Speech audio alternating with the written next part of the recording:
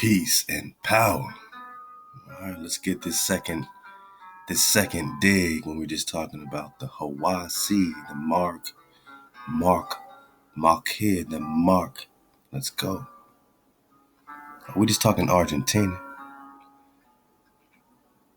We're just talking Miss D and the Copper Color Awakening. So where will we at?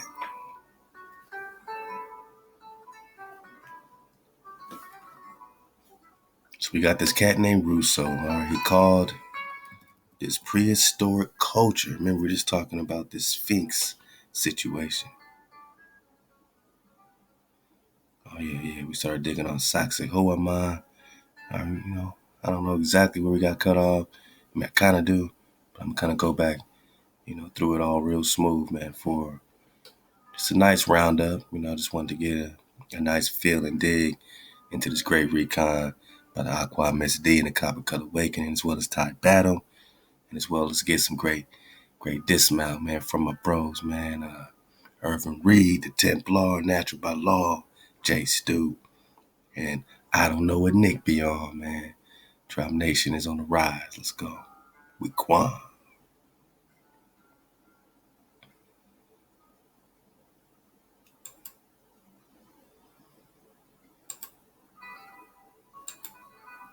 So we know what we're looking at, and we know what we're looking for. The face in the mountain.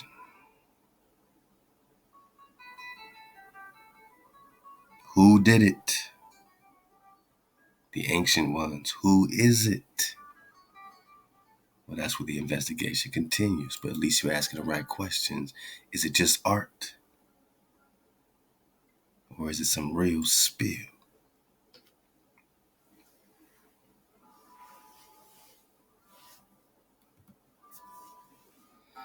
So this is all going down in Peru. All right, so this cat had a dream. This Estete heard a voice repeating the name Masma.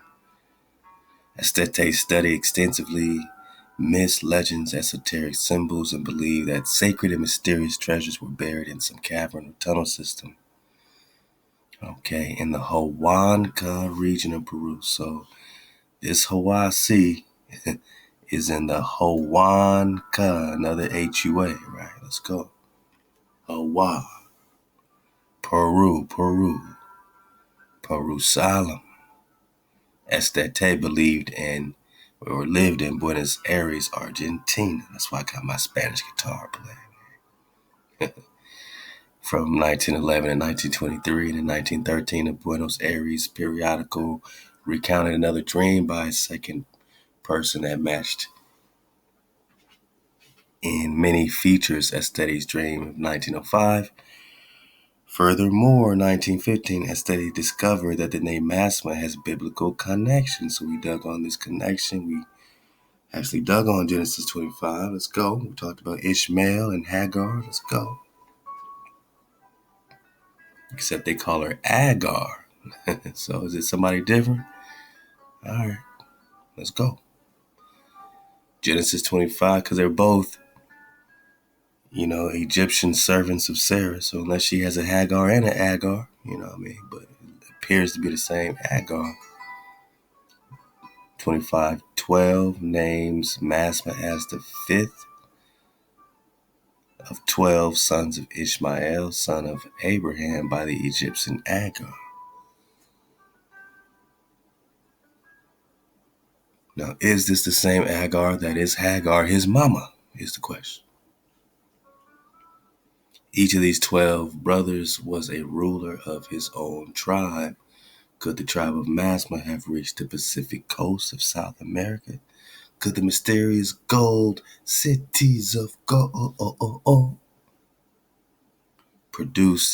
producing land of Ophir, to which Solomon's fleet, who is pressed to John, travel with gold? We're talking Swan Knights. We're talking Sylvanus to Texas. 1 Kings 9:26. All right, be located in modern Peru. Could all this Solomon drop be in Peru? Well, if the city of David is in Cuzco, and if we're just talking this walled fortress city, or this Milo, or this Sacsayhuama love to Carameo, who dug on this years ago. This fortified city. And then Horace Butler tried to get all our videos taken down. Remember all that? When we was just pure water digging on Cuzco? No, it's my information.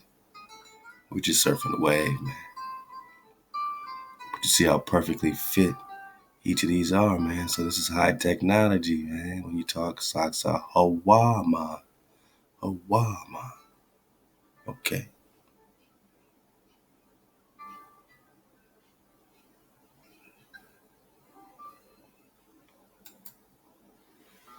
So this Hawa region of Peru. Okay. Genesis 25.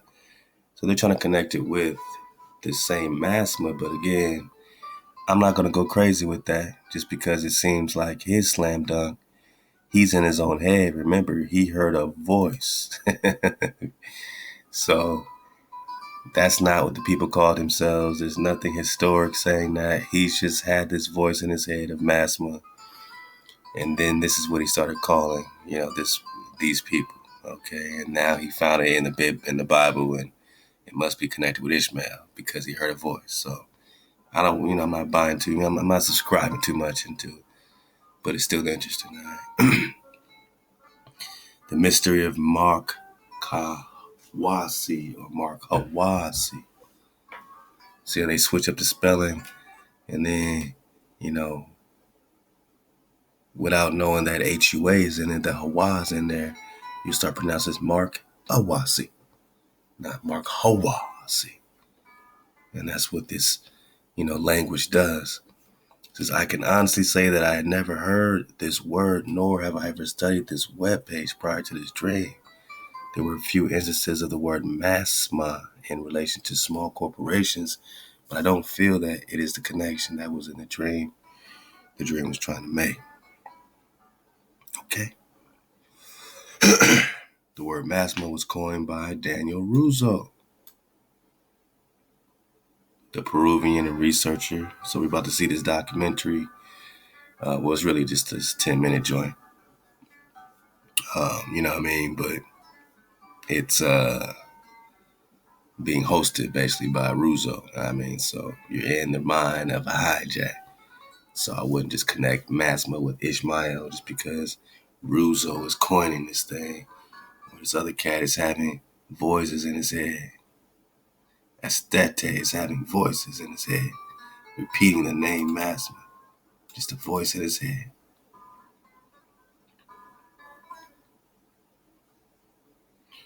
But let's go. Research into the Masma culture for 30 years, and in times of Estete and Russo was a terminology needed instead to use terms of Atlantean or Lemurian. Yeah. So we were using Masma instead of Lemurian. We're using Masma instead of Atlantean. So are they all tribes of Ishmael? Since you had a dream, man? I don't think so. So we dodged the hijack. The term Masma never was accepted by the official ethnography or anthropology, but synchronistically coincided with the town and Hawaha, that Jau, Hawa or Ha or Hawa, you can say it all kind of different ways. Province also in the central valley of the Peruvian Andes. And the researchers talk about the Masmudas as part of the Mauritania regions. Yeah, we're talking Mu all day. Yeah, they're going to go to North Africa with it. Let's go. Let's go, Miss D. Let's go. Again, when you talk Masman, you're talking innocent. Innocent. Not necessarily Ishmael, but innocent. Let's keep digging on it. All right, so we've been digging on this in the last drop. Get part one. All right. According to Russo, These rocks were carved by human beings from a highly advanced ancient civilization. So this is all super duper high tech. Super duper high tech. And they called her an African queen or an Egyptian princess. Right here in Peru, huh? Where the, connected with the Mexico Mexicas, where the oldest pyramids on earth are. With Mount Roraima, you're talking about, the oldest, archaeological, everything coming out of South America. Roraima, Old World America. You dig on it. Let's go. Another drop from Miss D that we're going to get, just a couple lines of this, but it's a nice doc digging on legend of the Menasseh people, the Ola, the Umi. All right, you're digging all these different indigenous stories. Dodge the hijack. All right, you got the legend of Mu. Now they're just going to do it all wrong here. They're just going to say, is it this one or another link? All these moons were just banana eating short dwarf. They are a dwarf people. So everybody coming out of Mu must be a dwarf. You know what I mean? That's what I mean. Dodge your hot. You know what I mean? You can get something out of this. Come on, man. But this is, interesting digging on this particular, titles that they throw out, the Mu and the Menu Hune people. Lua, Nuhu, second, Nuhu, or cycle of time, called also the Cain Hoa, Hoa, same thing, Hoa, Lani, Lano, Kona, Poi, I got all these names. It's placed as the 12th name from Nuhu on the Kumahanua genealogical line. I'm trying, man. Laka, Kupulapulu, and Pilu are his sons, Maui, Kanaloa. So, we're getting all into the so-called Polynesian, Hawaiian flow. And clearly, Miss D must be digging on this. You got this Cain situation. But are you talking Cain or are you talking Khan? You talking the stones of Cain or the stones of the Khan? Remember that Max Spears joint? Sometimes you gotta reverse.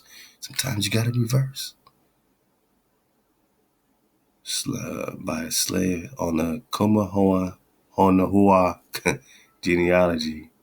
Lua Nu becomes the father by a slave wife of Nahawao, the wild people, and Mu race living on bananas in the forest.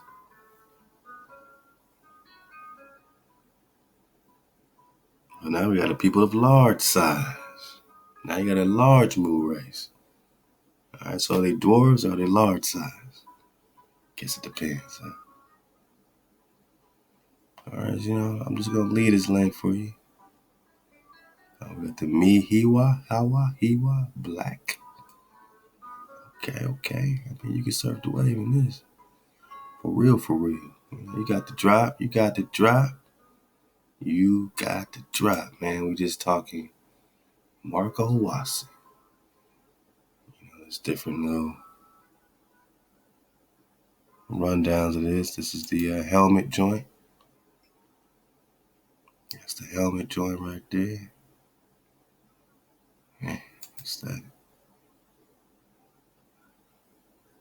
Guess you can see a lot of the drop if you zoom in on it, huh? Alright. So it's real deep, man. Something is popping. Something's popping with this area. I think we can all agree on that. The Markawasi Stone Forest of Peru. Markawasi is a plateau, central Andes, Peru. Okay, dozens of sculptures depicting anthropomorphic and zoomorphic figures. All right, so we got some of that drop on this Ruzo. You can get all that.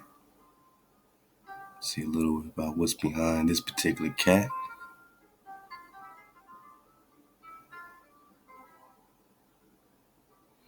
So they're trying to develop data that support the hypothesis that many of these structures in Markawasi stone forests of Peru are creation of an ancient Andean culture. Okay.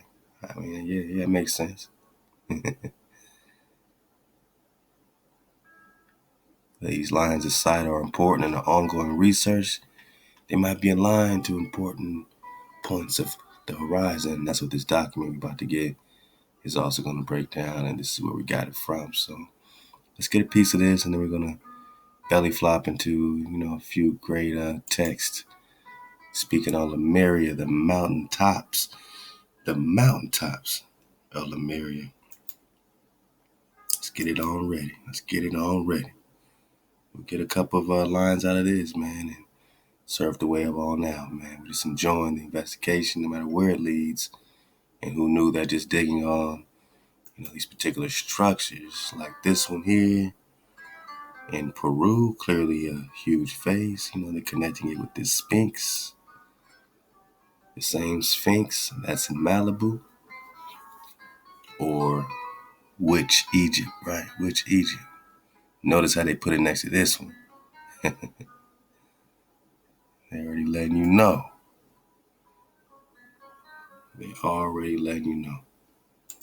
So let's dig on a piece of this doc.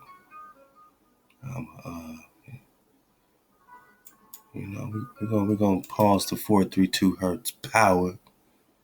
This Espanola concocciones. Let's dig on a piece of this Doctrine sobre Marco Huasi. Hey, hop to the home team. Let go.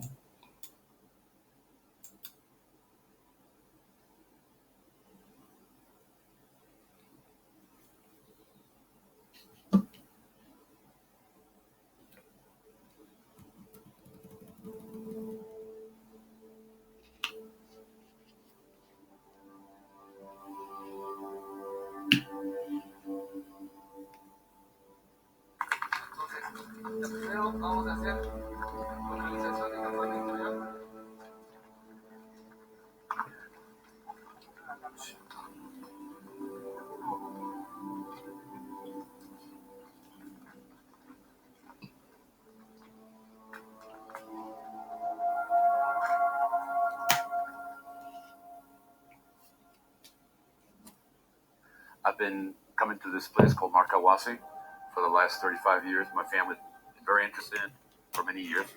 We're looking at the geology of the place. We're looking at georeferencing some of the structures. They've been given a variety of names, but the reality is we don't really know if they're structures that are made by man or even modified by man, or they're just purely natural. All right, so that's Big Ruzo. So you're in Ruzo's head when you talk this, Manza situation. Let's go.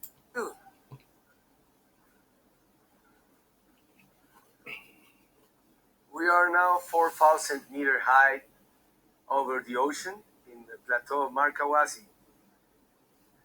About 60 kilometers that way is Lima, and it's really steep to come here. Have you heard the one about the artist, the organic chemist, and the geoscientist? That pretty much sums it up here.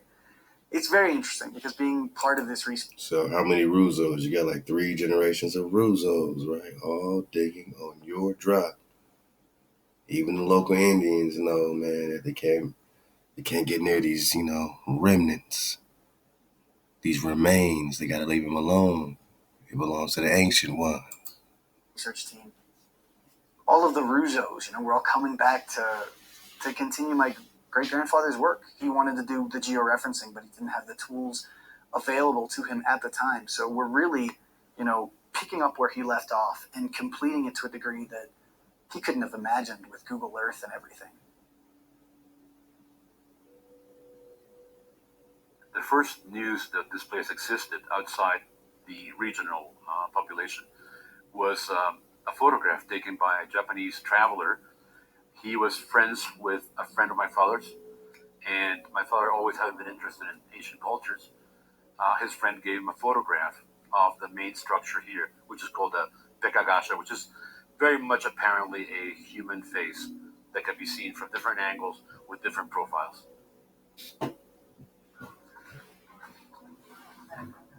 Llegamos arriba.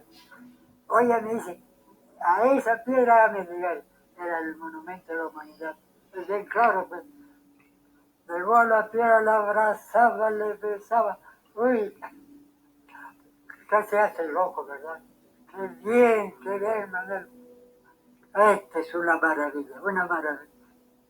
He actually started looking at the rest of the stones on the northern side of the plateau, became convinced that human intervention had taken place, was never able to prove anything beyond the beauty of the place and the possibility that there was some type of artwork involved. In Markawasi, we have a huge plateau with thousands of figures that would be for the ancient man a perfect example of how nature would be alive. This is like a theater, because you have many symbols, as this big stone is the most important of all. And now in the other side, we're going to go around, and we're going to find another face, the best one maybe of all. ¿Qué hora es? Ya a las 2 exacto es esta cosa, se nota. Okay. 30 minutes ago, we had just shadow. So in about 15 minutes, 2 p.m., this is going to be perfect.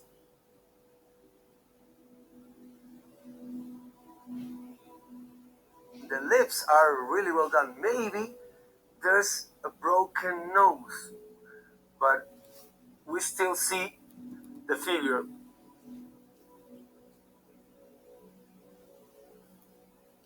If you walk alone here, it grabs you in your own silence.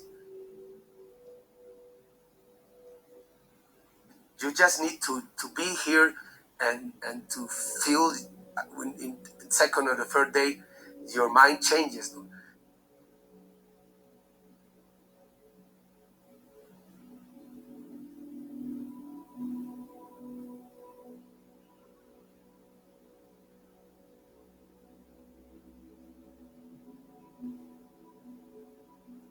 The light is so important, light and shadow in a place like this, because it arranges the visual effects of our own imagination.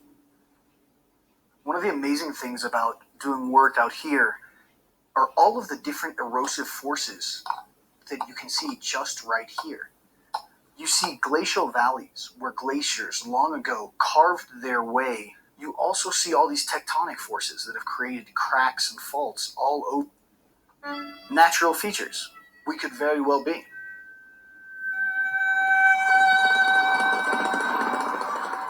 The work I'm doing right now is georeferencing as many structures as I can, not only in terms of obtaining their location, but also determining the line of sight.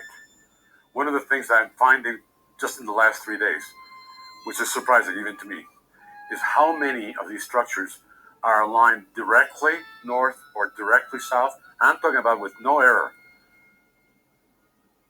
Here, there's such a variety of shapes that it's very easy to ascribe them anthropomorphic or zoomorphic meaning. I would suggest that everybody thinks of this as references rather than actually representing the object that's being described. Here's a helmet over here. I would say this one has probably one of the clearest signs of being worked on. Furthermore, this structure here has a line of sight that's dead on 90 degrees east. Longitude west is 76 degrees. There's no real line of sight to calculate, but I'll get one anyway because it's an apparent eye, which is looking that way.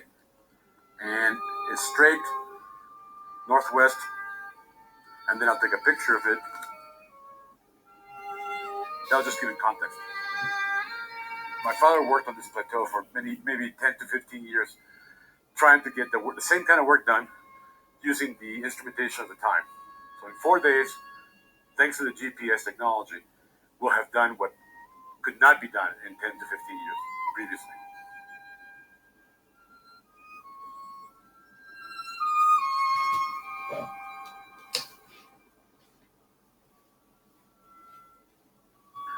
tradition for this rock is that it's really a ship, an ark.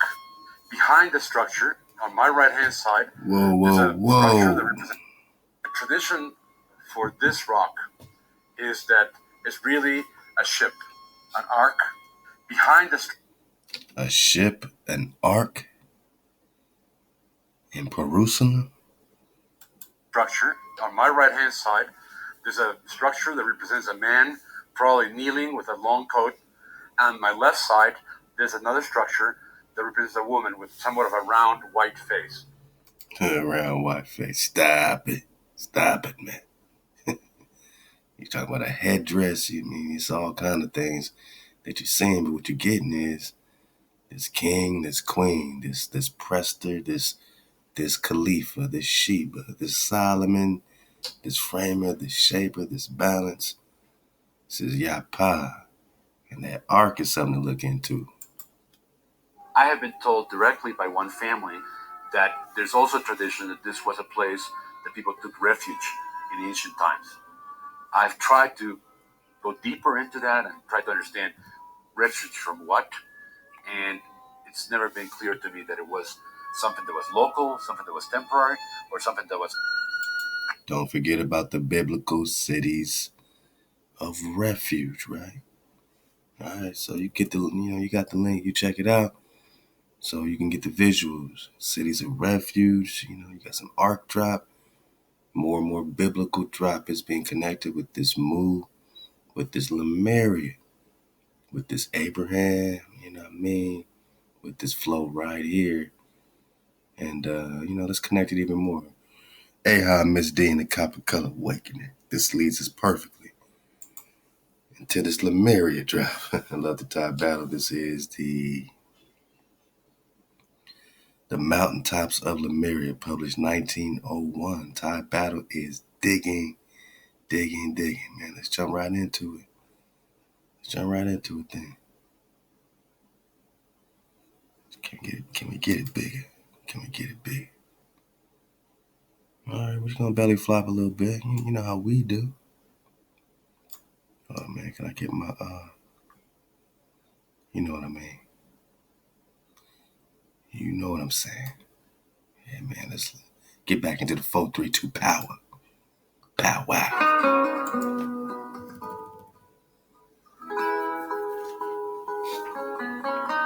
All right. So this starting at the top is talking about the appearance of the following pages occurs in consequence of a voyage from Polynesia, while vividly recalled to mind by the perusal of a very important article which appeared in Cosmos, an Australian magazine, November 1894, from the pen of Annie Besant, where the following striking passage occurs. When the vast continent that once spread where now the Indian Ocean rolls, the continent of which Australia was the southmost point, and of which the mountaintops are still found in the islands of Polynesia. A lot of these islands are the mountaintops of the ancient lands, man. The Azores. All right, let's go. When the continent was peopled with vast population and Lemurian cities flung back the rays of the sun from the mighty temples, golden-roofed cities of gold. In those days, those far-off days, the divine science was taught, and Lemurian races bowed at the feet of divine instructors. When Lemuria perished by volcanic fires and left but scattered fragments to mark where once it spread. But for us, it would be enough to trace the divine wisdom from the beings of our own, the Aryan race, which lay, Aryan just means noble blood, so don't even trip, which lay in its infancy at the mother breast of Asia, and whose cradle was rocked beneath the shelter of the Himalayan peaks. Round and cradled gathered the noble brotherhood of the divine initiates, the guardians of the ancient teaching, whose strong hands had carried it safely through Lemurian fires and Atlantean floods. water and fire, right? And these were the teachers of the child humanity when reincarnated as the fifth race or Aryan man. It opened its eyes on Asian heavens and on Indian plains. Yeah, you see how this starts to get good real quick. I'm just belly flopping. That's all I'm doing. I got some Captain Cook, man. Voyages of Captain Cook, illustrious missionary enterprises. Okay.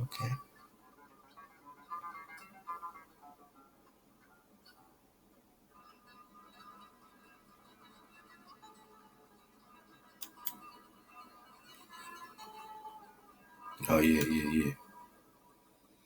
So this is when we start talking about Polynesian, Lemurian, Hebrews, right?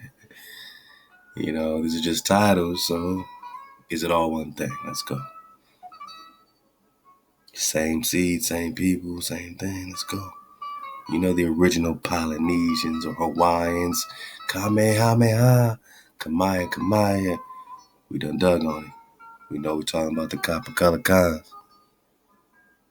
From this point of view, Polynesian and Polynesians, as well as the appearance of Anglo-Saxon race upon the scene, they keep trying to tie white people into this shit. It's just not going to work, man. Let's go. Because an attractive subject becomes an attractive subject. So these Polynesians become an attractive subject in the consideration of our own identity, as well as that of the Polynesian, who to us may form an interesting at being as even the Hebrew. So now we have a interesting comparison between Polynesians and Hebrews. Author's trying to be slick, huh? All these Polynesians remind me, it piques my interest just like the Hebrew Israelites. They can't just come out and say Polynesians, the original Hebrew Israelites, because now it puts the original Hebrew Israelites where?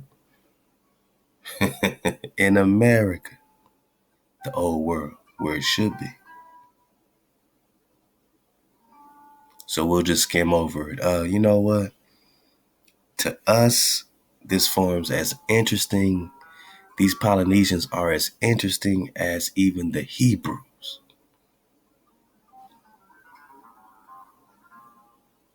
whose presence among us with an unquestionable history extending over thousands of years is a living witness of God and history. The questions arise, who are we and who are the Polynesians? Well, if you can't tell us who we are, how can you tell us who we're not? Oh man, the price is going up.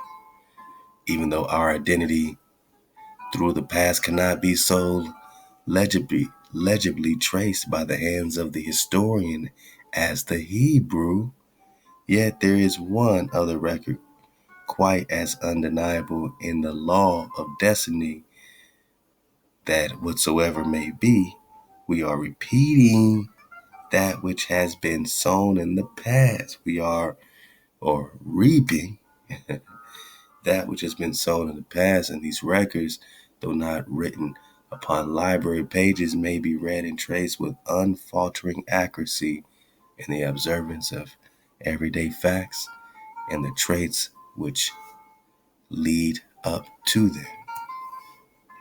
Yeah. Okay. We're just belly flopping, man. Yeah, it gets real interesting when you start digging on these Polynesians, huh? Maybe one more, maybe just one more, man. It's getting good, though. It's getting good. Ty Battle knew, she knew I'd get stuck on, wave surf. I'll get caught in wave surf mode. Huh? Whoa. What you talking about? I'm just belly flopping. Whether the Polynesians are the remnants of decayed nations or the planetary form of a man. Planetary form of a man. Planetary form of a man. All right. Now being curiously wrought in the lowest parts of the earth, evolving and ascending for the reception of Christianity. Oh man, the hijack is never late, because the indigenous truth is always on time. And the Templar told you that, and we about to get some of this Templar, Argonaut, cat, dragon drop. Let's go, man. Yeah, I said cat, dragon drop. Love to the droplets, man. Let's go. All right, so these Polynesians is only one division of an immense subject wherein I like the destinies of the Chinamen, Negro, my naga, and Aborigines, which are all the same thing. Because the China is the Kana, Khan is the Mexica. Let's go. Negroes and their Aborigines of all degrees and shades of color come up alike for demonstration. All right. So in other words, these Polynesians are these Negroes. These Polynesians are these Aborigines, are the original Kana, Chinamen. Got you.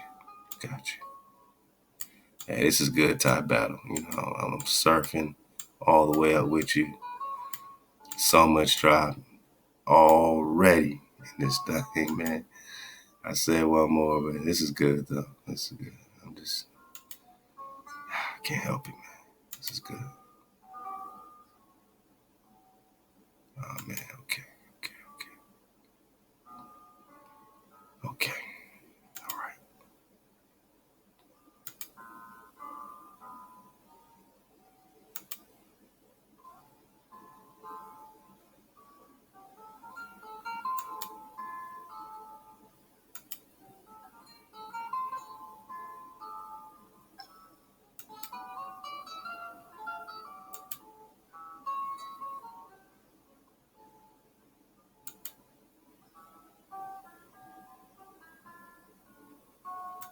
All right. Just digging on it in real time, man. All right, so this other great document from Thai Battle is called Other Worlds, N24 Clark. This is a 1952 document. All right, so yeah, the 1902, 1952. Let's dig on this one. You know, pull it up. Let's just get a piece of this first page. Maybe. Let's go. Let's see if it's good. Any good in this Thai Battle? Isn't any good.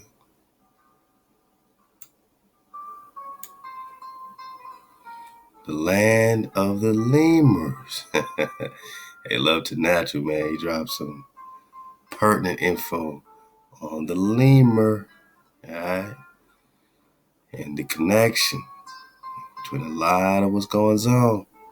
Hey, out to the real one.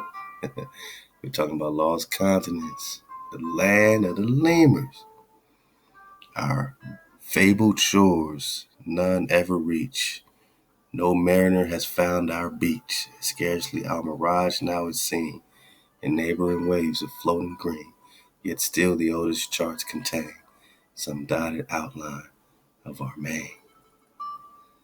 Mention of Lemuria in the last chapter leads us on one hand to the science of paleography, the geography of the earth during past geological ages, and on the other, the occult wing of Atlanticism. Remember Atlantica? Do you remember Atlantica? The name Lemuria originated as follows after Darwinian revolution had provided scientists with a solid framework on which to hang the history of the life, Earth and its life. The closest decades in the last century saw great surge of activity in the fields of biology and geology. Gaps between geological eras were filled. Former transgressions of the sea over the land were mapped, and the pedigrees of horses octopi and life forms were traced. Okay. Let's get to it, man.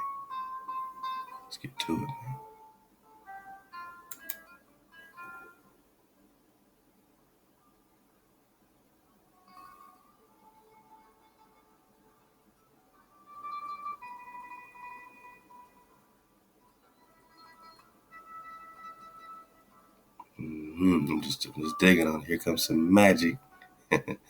Some magic drop. Let's pick it up from here, though.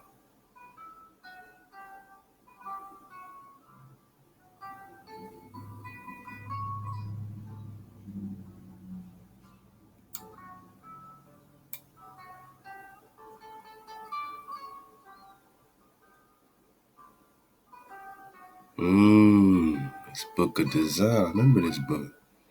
Pronounced John. Uh-oh. Let's back up, though.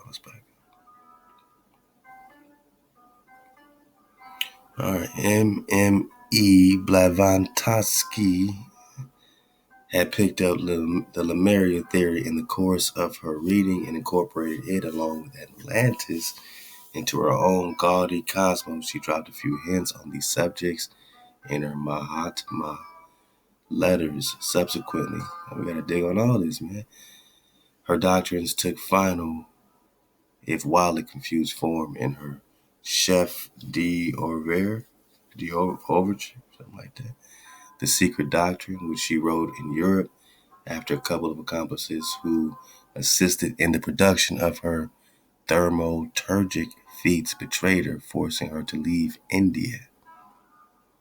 This huge work is supposedly based upon the Book of Dzyan, which is like Zion, but they say pronounced John. So her work is based on the Book of John. Kind of reminds me of the Voynich manuscript, man, of which the Mahatmas showed her a manuscript copy written on palm leaf pages in the trances in which she and they visited one another. The book, we are told, was originally composed in Atlantis in the forgotten Senzar language. Now, I don't know if this has anything to do with the Voynich manuscript, but it just reminds me of it. And here you go, another of these, it's impossible so far to break the code, to decipher. They got MIT, they got all their top, code breakers. They cannot break the code of the Voynich manuscript. And Ty Battle dropped some drop on that we're going to come back to. You see, I got it queued up already. It's already ready to go. Man. This is more drop from Ty Battle. And maybe this is why she dropped it. maybe she see what I'm seeing, man. You know what I mean? But yeah, I got this documentary queued up. The Voynich manuscript premiered actually recently, so this is a nice little update from the histocrat. So we will be getting on that shortly, man. All right, so I see where you're going, Ty. Because I'm just like, this reminds me of the Voynich. And she already has sent the Voynich link. So we can start digging on another incredible update. They say it was written by this Raja Chola, also known as Prester John. So go back in the Prester series and we actually touch on this connection. It also connects back to these Karakatai. And the Karakatai is also connected to the Dead Sea Scrolls. So, a lot is coming out of the Prester John investigation, which is why it's so pertinent and necessary, man. And, Hosea 3 and 5, we are connected back to our Hawa. And then we see the Khan, we see the Wam Khan, the David, flow that automatically connects. Once you start connecting back to Hawa, you come back into your flow, your Khan, your priesthood. That's Hosea 3 and 5. Let's go. So these palm leaf pages, they said the book, we are told, was originally composed in Atlantis in the forgotten Senzar language. Is that the language that the Voynich manuscript's in? I don't know. The Secret Doctrine consists of quotations from the Dzyan or the John, and Blavatsky's lengthy commentaries therein, interspersed with passages of occult gibberish and diatribes against materialistic science and dogmatic religion, dodging the hijack. Dang, that's crazy, because I remember writing this down for us to dig on. And you know how it is, man. You spiral in different ways, but here we are. So the stanzas of Dzyan begin with the eternal parent, wrapped in her ever invisible robes, has slumbered once again for 7 eternities. Ooh-wee. The eternal parent, we talking mama, wrapped in her ever invisible robes, has slumbered once again for 7 eternities. Time was not, for it lay asleep in the infinite bosom of duration. No time. Universal mind was not, for there were no he to contain it. The 7 ways of bliss were not. Presently, the universe begins to awaken. The last vibration of the 7th eternity thrills through infinitude. The mother swells, expanding from within like the bud of the lotus. Oh, man, okay. Hey, look, man, I told you. I'm just belly flopping. Alright, let's go into some root races, and you can dig on it, man. I mean, chew the meat, spit out the bones. Do the recon either way. Do the recon. Hyboria, connected, man. Alright, man. You know, it's hard to belly flop when you got so much drive. Oh, man. Look at this map. Look at this map. The Theosophical Lemuria at its greatest extent, according to Scott Elliott, Lemuria occupies much of the southern hemisphere with an extension into the North Pacific. Dark splotches represent mountainous areas. Remnants of Hyboria appear in the extreme north. You see these lands up in the extreme north. Of course, you got Canada, but you got much more. Now, this appears to be that Greenland flow. I mean, you know, this is Lemuria, so they're pretty much saying that everything is Lemuria. You know what I mean? Okay.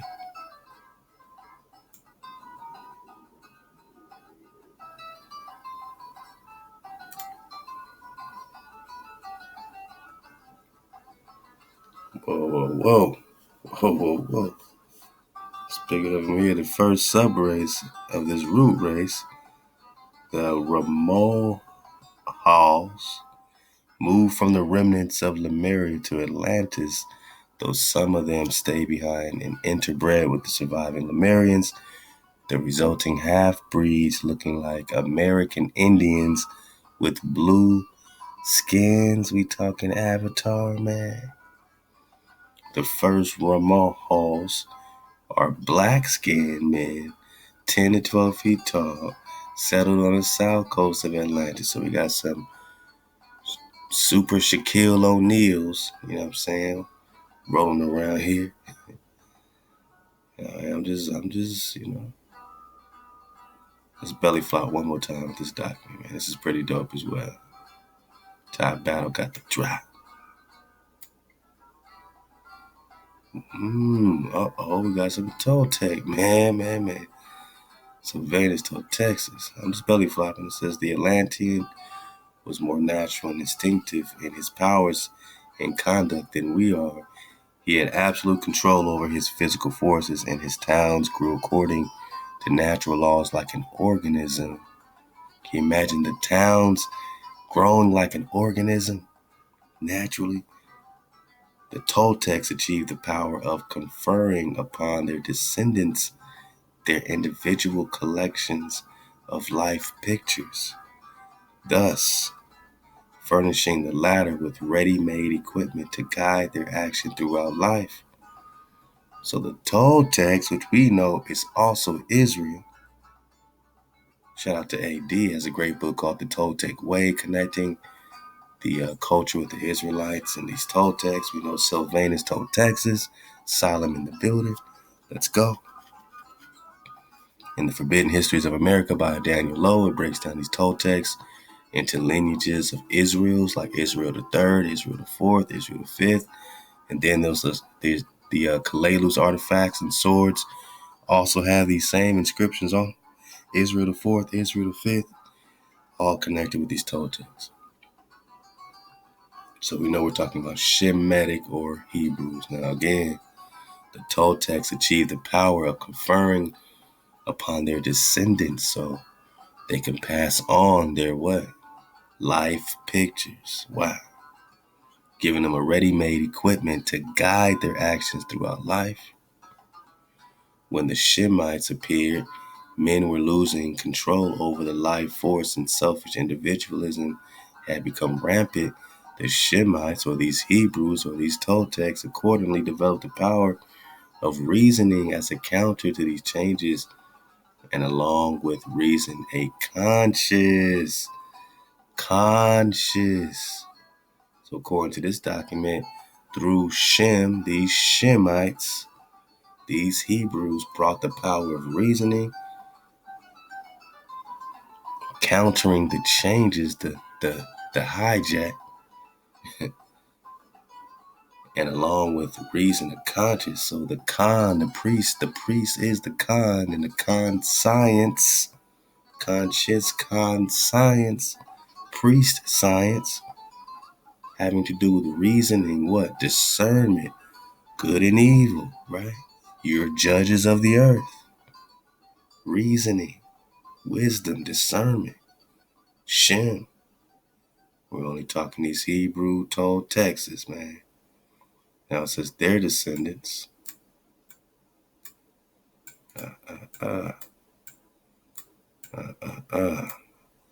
The Aryans developed these faculties later. So here we go, trying to connect them with these blue-eyed, blonde-haired people, right?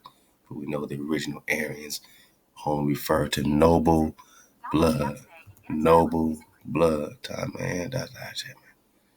So we're just talking about noble blood, all right? Yeah. Okay. Edgar Casey's an interesting story, you know what I mean? But definitely got a lot of hijack to die. Oh, man, they even talk about the Huasi, man.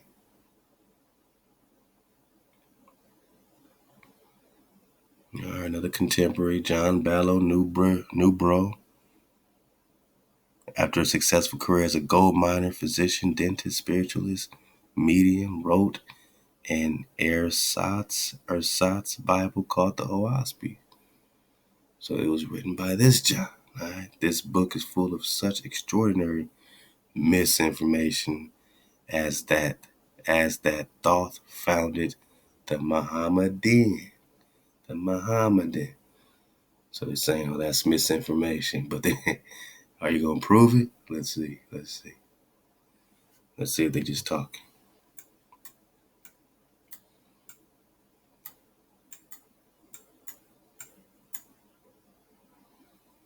So they're calling it misinformation. That Thoth is Muhammad is really what it says in Huasi.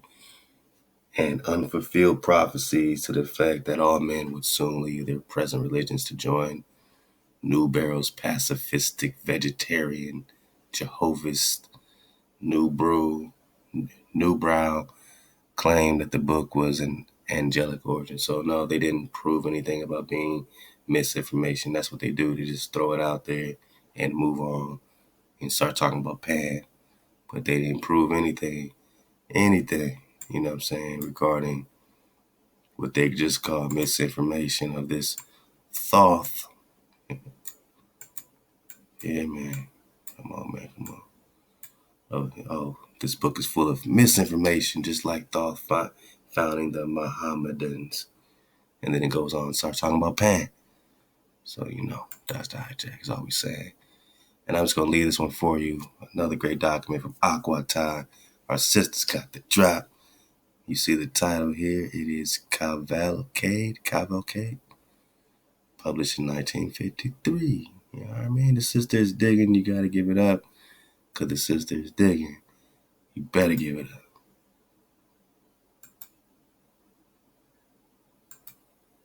You know, We talking about the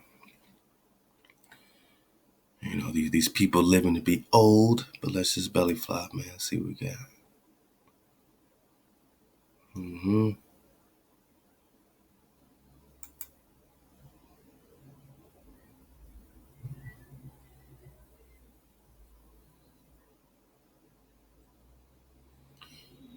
Most geologists agree that Lemuria did exist, that it was the cradle of civilization. Nah, nigga, you from Africa. You from Africa. You from Africa. You from Africa. That's all you hear. You from Africa. That's all we hearing, right? That's all we hearing about us, is that we from Africa. Oh yeah, Tecumseh got the drop, man. I'm gonna do a slideshow, of all these pieces of art that we collected along our investigation, man. Got to do a slideshow. For now, we're just talking Lemuria. Lemur, right? Yeah, go dig on that lemur drop, man. And again, these are, titles, and obviously, it don't mean that, anybody from Lemuria is connected with lemurs, you know what I'm saying? It's just interesting how it all plays when you dig on it. Certain, of this splicing and dicing, man, you know what I'm saying? But yeah, no, we know we're just talking about indigenous land and indigenous people at the end of the day. And these land masses, that are supposed to be connected. See this MU, there's no separation between this Mu and this Lemuria. So we know we're just talking about our people at the end of the day. But do Lemurians still survive in isolated colonies? Okay, that's an interesting question.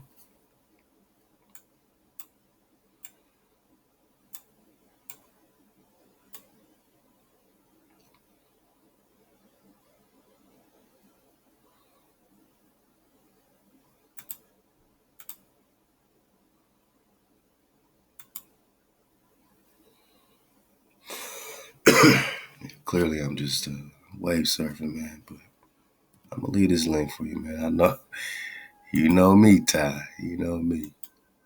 I'm gonna find it. I'm gonna find what you was digging on, top out. Now she digging on all this. Ooh, can I get it? Ooh, wait. Whoa. Who Atom Raid, the Grand Khan of Galaxy 3? I mean, come on, man. What do you mean, Grand Khan? This is just a comic bringing up the Grand Khan. Oh man, let's look at this, man. They going crazy. I mean, how did that relate? You already know I got some drop. I just saw Grand Khan and went crazy. The Toltec tail. What was the Toltec tail got to do with the Grand Khan of Galaxy 3? The time travelers, huh? Man, Ty Battle got the drop. Yeah, we're just getting a little classy. Don't mind us, man.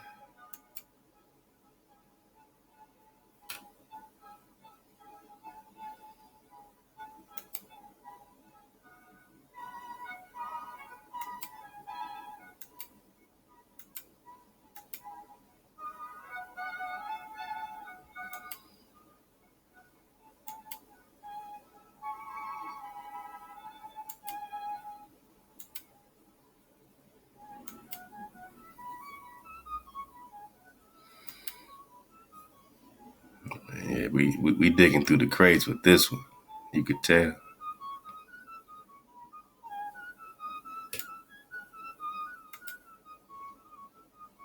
All right.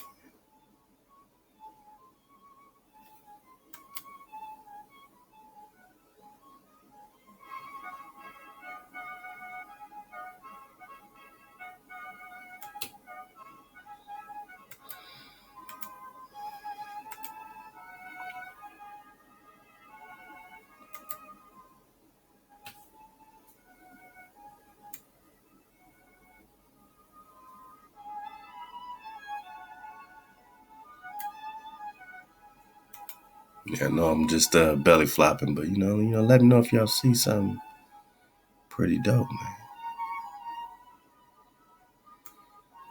I know I saw something else earlier as well.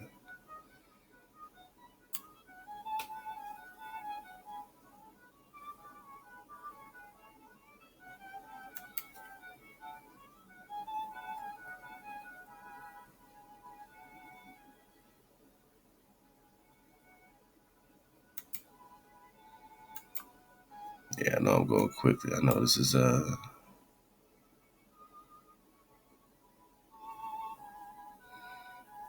just one of them drops, man, that sneak up on you. And then he just hit you with bang, Grand Con, bang. Alright, Ahchwa. Uh-oh. That's my last thing I clicked, and here we go. Oh, man. Oh, boy.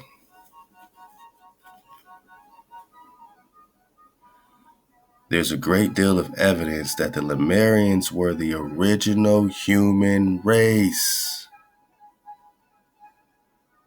I mean, just dig on that. So, when we're talking about Lemuria and these people in this California, Santa Monica, these sphinxes and these four corners, this Mexico, this Peru, all this connection with Antioch, the Strait of Antioch, all this is connected with Mu. All this is Lemuria, you know what I mean?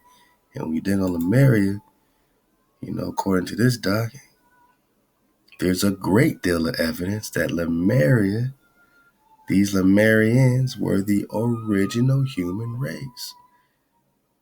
That they were colonized, that they colonized the world, or come on now. Everyone ain't colonizing just because the hijack is colonized. You just mean that they had inheritance, notably Atlantis, and that all other races have stemmed from them.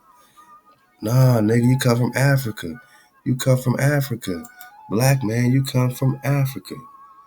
But if this is the cradle of civilization, and if all you races, whatever you want to call it, is coming out of this cradle, this spiral, and we're talking Cuzco, the navel of the earth, city of David, vortexes, dragons, of course. Because you're talking volcanoes, you must be talking dragons. Nah, nigga, you come from Africa. But this is the cradle of civilization. No, everything started in the motherland. Everything started here. This is what they teach you in public school. You can't be a scholar today quoting information from public school. You might need to get the drop. Because they might have taught you everything in reverse. You got to reverse the curse. They put you over there, come back over here. They say that's the new, it must be the old. They say that's the old, it must be the new. Let's go.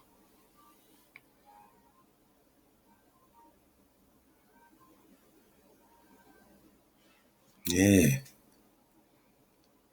So these people from this, ancient land are original people. Everyone's coming out of there and they saying. Okay, all right. The existence of Lemuria would also explain many other puzzles, such as the basic roots, similarities in languages, customs throughout the world. Oh, here we go. Dodge this white skin shit.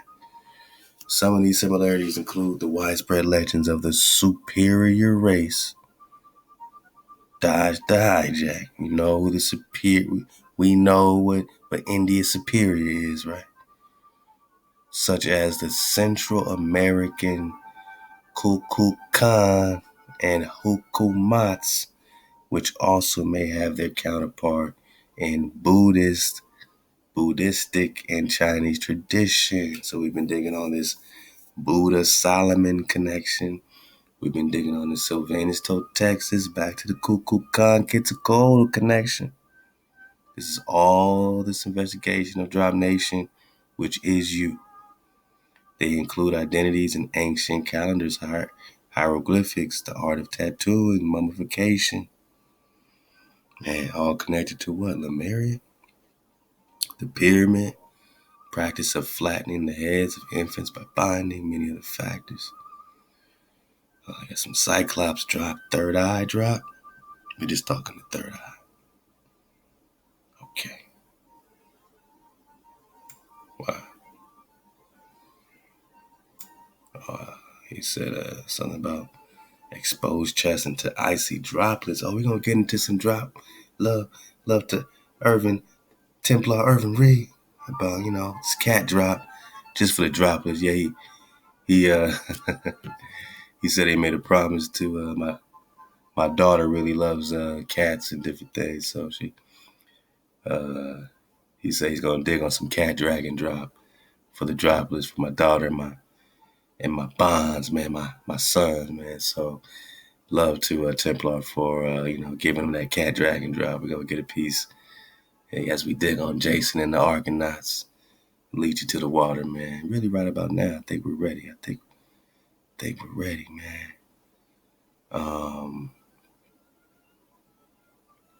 Yeah. Okay, so we already got that. All right, so how we feeling? We good, man. Love again the Ahchwa tie battle.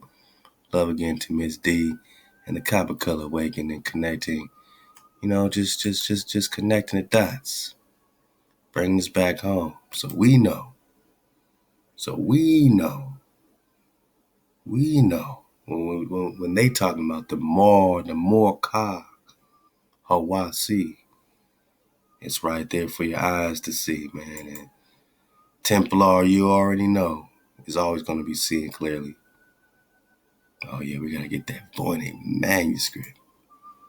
For now, we're gonna let this Vivaldi fall back, belly flop with the Templar.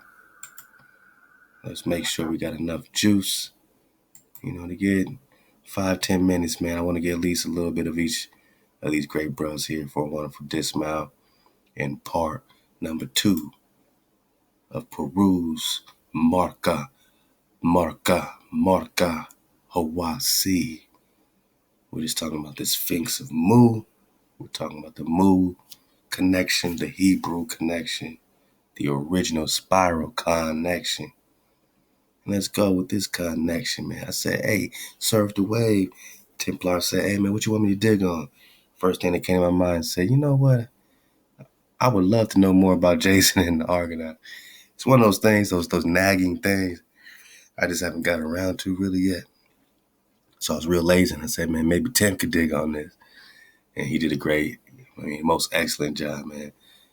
You got to subscribe right away to the Templar. He's only heating up, only getting, more and more excited about, the flow that's coming out, man. So enjoy the excitement, enjoy the wave. Templar, take the wheel. Welcome back to a special episode of Templar Up. The host of your Templar, Urban Reed. Today, we're going to take the Surf the Wave Challenge. That was born out of a very Yapa flow with Brother King on October 3rd.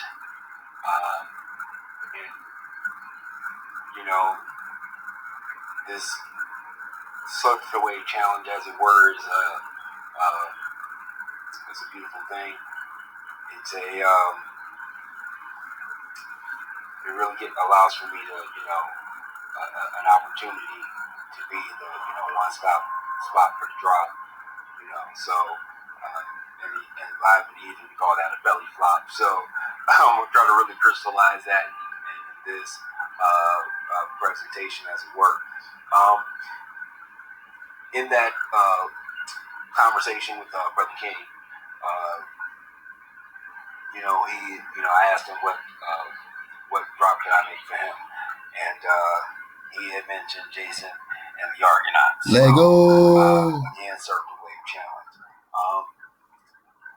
I had to really been working hard trying to make this drop. Been having to dodge a lot of hijacks in a lot of different ways, and so I appreciate your patience in it all. A couple of checkpoints, a couple of markers, as it were, a couple of things we need to we highlighted and touch bases on is is the droplets, and I want to really spiral 9 from there. Okay. But that being said, again, much bow to the family, much bow to the tribe. I want to really kind of put our Dragon 9 perspective on something real quick, and that's again dealing with the kids, dealing with the droplets, and believe it or not, when it comes down to 432 drop, the frequency of learning is one of our own, Moshe's in the bathwater. You know what I'm saying? One of our own Anam and Davids, and a lot of it dealing with everything we do kind of begins with this, and always has. And across the ether, we really try to have a Yapa flow, with taking care of everybody across the plane when it comes down to like J Stew, how I stew, what it do, when it comes down to like, Sister V, and things of that nature, you know what I'm saying? And, and that Yapa flow is really across the board, whether you're digging up the chat room, whether you're a Dragon sponsor, whether that's a Copper Dragon, a Silver Dragon, or a Gold Dragon sponsor, and we really appreciate that flow. Whether you in the drop library, digging on the books, help and support that cause, go to that Dragon Library of Alexandria, as it were, got to buy sweets, as it will. But I really wanted to kind of start things off with this here, and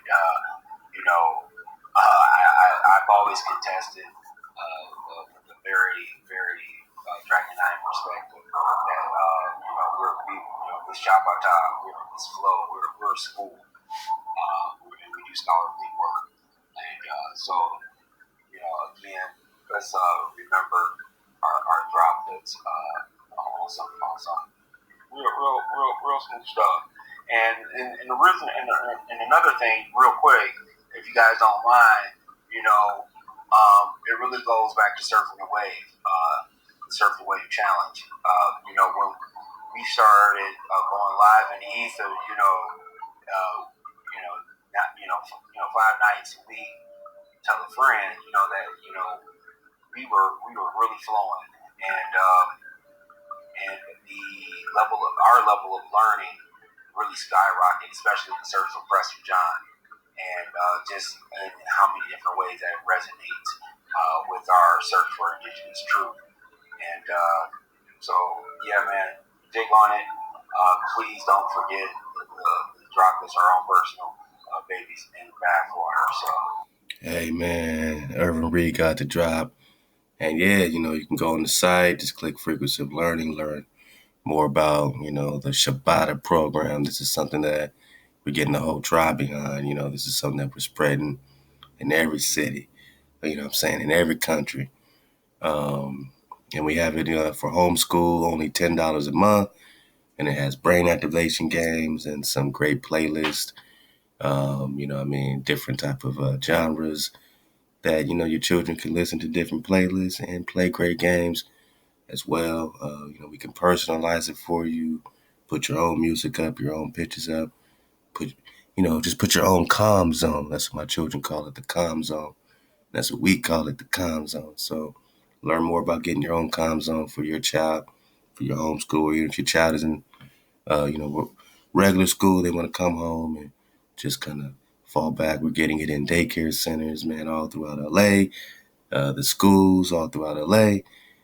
So we're really focused on getting this going.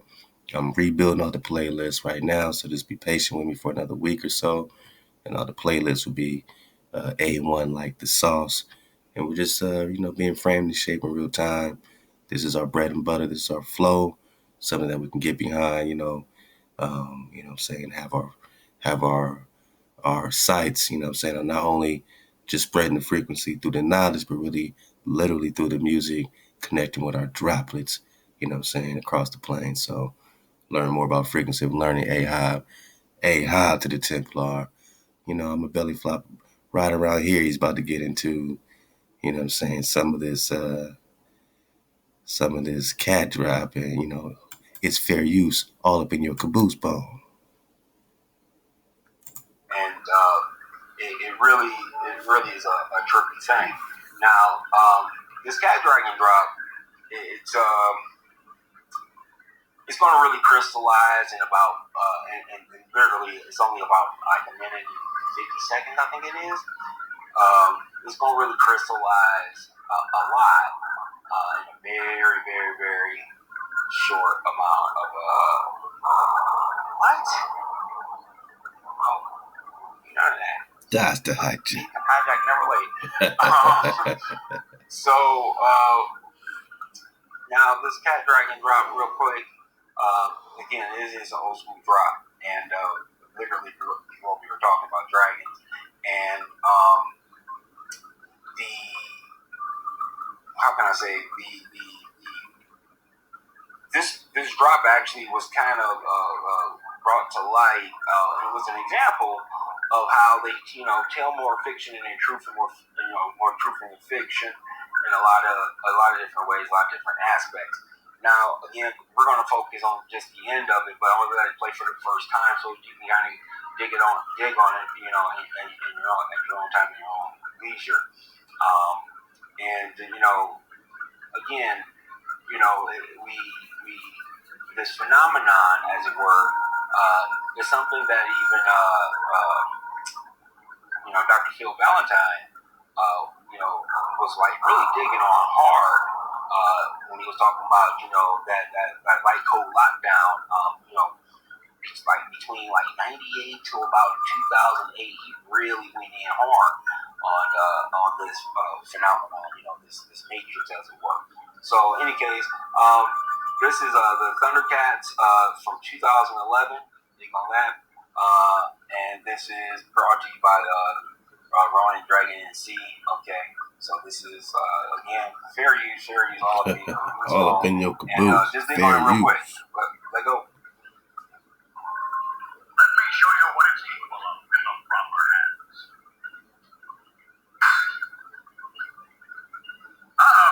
Catch!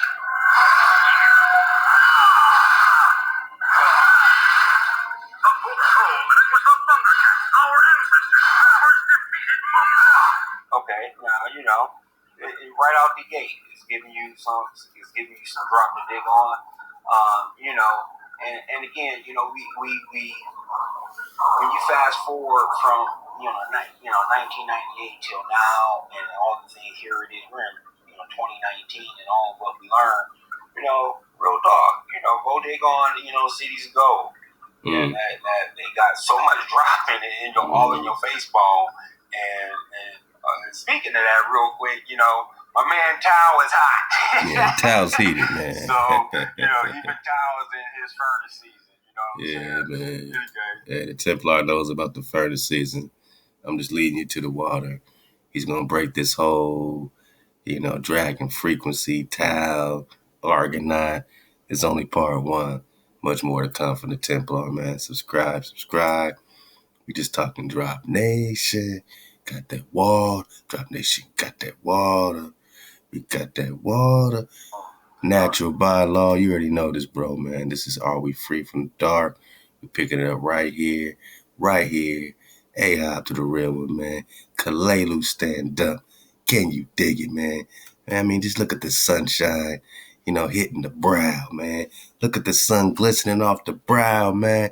Man, love to the real one, man. We talking the breath, man. We talking the foundation. Natural by law. Subscribe today. Lego. It's from Germany, I think. So it's a foreign film. Comes with the subtitles and all that, but the drop is the drop. You know what I'm saying? So, I mean, how many of y'all got it? Because if you got it, you should definitely know what time it is. But to those who did, what was the the main character? Right, there's multiple main characters, but the main one, right? The main one that this show is all about. What is his name? All right. What is his name? And then the guy that I guess you can say is after him, the guy he's trying to fight or stop, or the guy that's trying to stop him. What is that guy's name?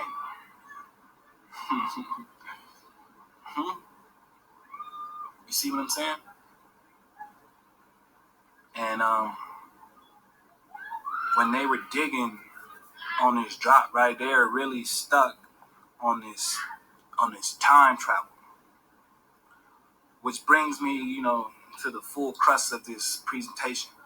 Because if y'all actually been vibing with me, y'all actually check that out. We got something to talk about now. If you haven't, then I don't know what to tell you. You know what I'm saying? I guess y'all just got to get your participation on. But Ahchwa. So them dealing with this time travel, they're trying to escape their destination, right? Their destiny, their predestined path. They're trying to diverge from that, right? They're trying to escape it. So we're digging on the ether right now over here in the ether at TDR. It's 432thedrop.com. Bang. You know what I'm saying? Get over there if you can. Ahchwa to all the ether squad. Wow. Ahchwa to all my brethren, my Ahchwas, my sisters. So we're building on this ether right now, right? And it's becoming common knowledge, right, that we're dealing with a realm that's not necessarily real. Now, I know a lot of y'all might be like, nah, what you mean? But like I said, if you really are participating, you know exactly what I mean right now, right? We're talking about the 3D lockdown, right? This third dimension. And like I was telling you, the Earth frequency, what they call the Schumann resonance, right? I mean, we're spiking up. You see the sun, you see it up on my face, right? We're spiking up, though. Straight up. All the way up. We're taking this one up with the 9. All right? So as we starting to get this jump, what they want to refer to as the Earth's birth pains, we're starting to get this jump, and we are in full-blown acceleration. We're talking about light codes, DNA, reformation. We're talking about furnace season. Right? Dang. Come on, man. I can't make this up. Didn't Templar just tell you about the furnace season in a separate drop? Didn't Templar just talk about the Dr. Phil Valentine light code frequency lockdown? Would this bro just break the same drop down because he's surfing the wave? Only the wave, man. Didn't the Templar just break down this exact same? Ain't we just surfing the wave? Referred to as the Earth's birth pains. We're starting to get this jump, and we are in full-blown acceleration.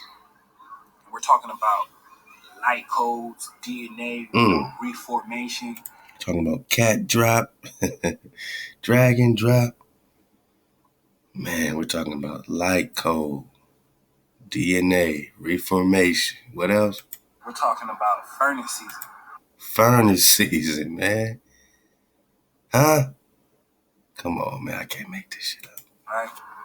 Shouts out to the Templar. I can't make this up. He didn't know I'm about to do a Templar feature right before his feature. I could have went in any order. I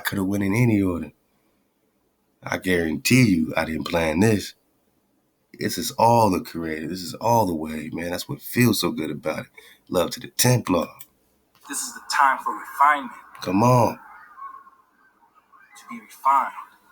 So, And then Jay Stu's about to come on and talk about change.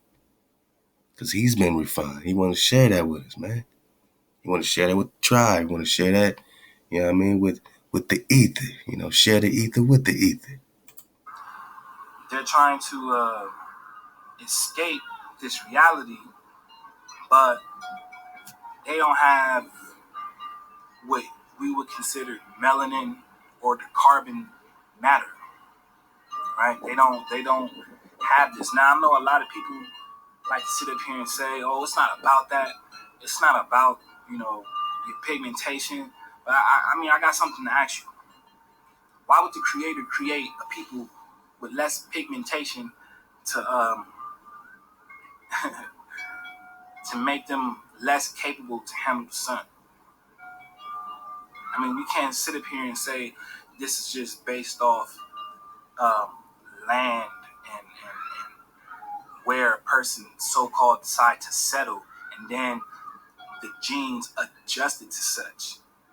I'm not gonna buy that, because these same people who are, let's say, melanin deficient, have no problem with leaving their habitat to colonize. All right, they don't mind leaving their natural. I mean, they're unnatural, but they're predestined. Their lot. They don't mind leaving their lot to take a piece of yours. I mean, you live in a state of their doing, their conditioning. So you mean to tell me that this conditioning that left you marginalized, that leaves you marginalized 24/9, you mean to tell me that this is all for us just to fall back on love? Do you even know what love is? Woo. Do you even know what love is? Uh-oh. Like, for real. Come on, bro. Come on, and I'm bro. talking about without the superficial attachments. You know, if you're going to get in my comments and drop something about something you heard on TV or on radio, or you want to give me a form of intimacy, you know, you want to tell me that love is childbirth, no, it's not. Okay, that's a program, and everything that comes with this 3D realm is a program that has its own rules, own instructions for every process. Look at a computer, right? A computer operates and runs on commands. Commands. You see what I'm saying? Man. You command a computer to do a task, and the system and the program operates the task out according to the way you instructed it. Therefore, a computer can really make no errors, right? It can only do what you tell it. So they're freaked out, right? These melanin deficient pale ones are freaked out because they're stuck in a quantum realm that they can't live in, right? They're stuck in the physics, the physical aspect of matter. This material realm is all the heaven. So, you know, you come on here seeking heaven. But, I mean, that's a 3D way of thinking. Right? It's a 3D way of thinking, because this is a hologram. Right? This is a projection of something that's more greater than this experience, which is why there's a hype over this life after death. Right? That's why there's a hype over this life after death.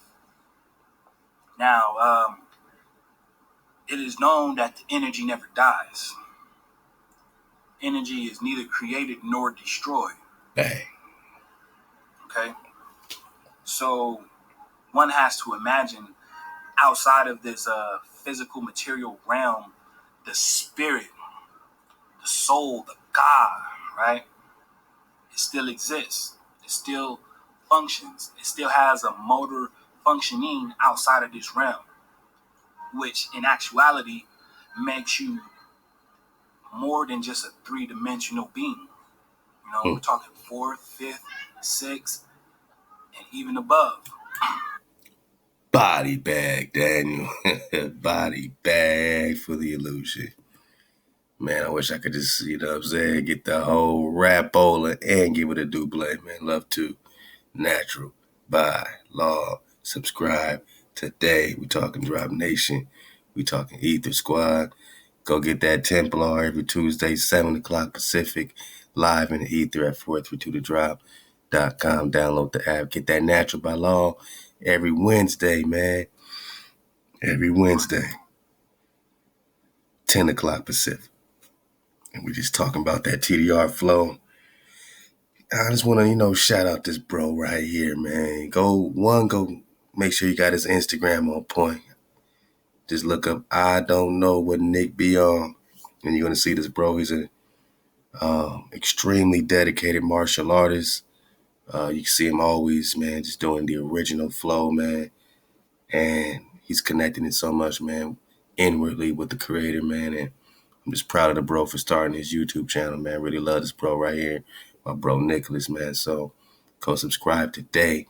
Get his channel popping because this is what we need to highlight. This is that fresh water. Drop Nation got that water. Let's get this. We're gonna do a beautiful dismount with J Stu. How Stu, what it do? Yeah, man. I don't know what Nick be on. Well, man, you better figure something out. You better figure it out, man. Let's get a couple minutes.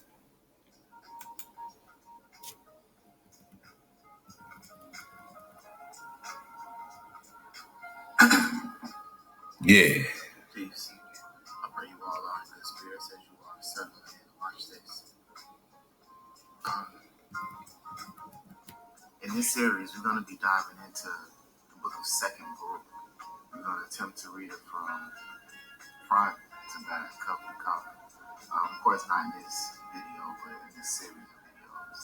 Now, I know a lot of people have read First Baruch, or have read the Book of Baruch, which is in the Apocryphs in the Red Book. And if you haven't, you should. But Second Baruch, it's a totally different book. It's certainly related, but it's a totally different book. So much information coming out from this book, and it's so pivotal because the premise of this book starts in a time very similar to the time that we're in now. The overthrowing it's the fall, the overthrowing of Jerusalem. The Most High was speaking to Baruch and Jeremiah right before he overthrew Jerusalem. But basically, it's similar to times that we're moving into. But anyway, without further ado, this is Second Baruch, chapter 1, verse 1.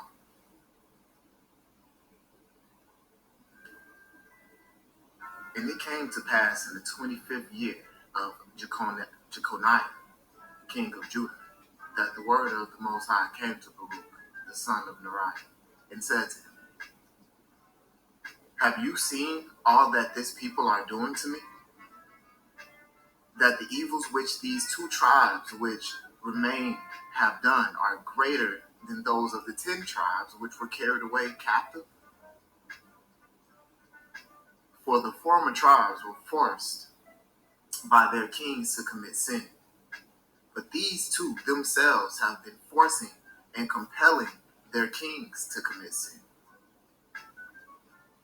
For this reason, behold, I bring evil upon this city, the city of Jerusalem, and upon its inhabitants, and it shall be removed from before me for a time.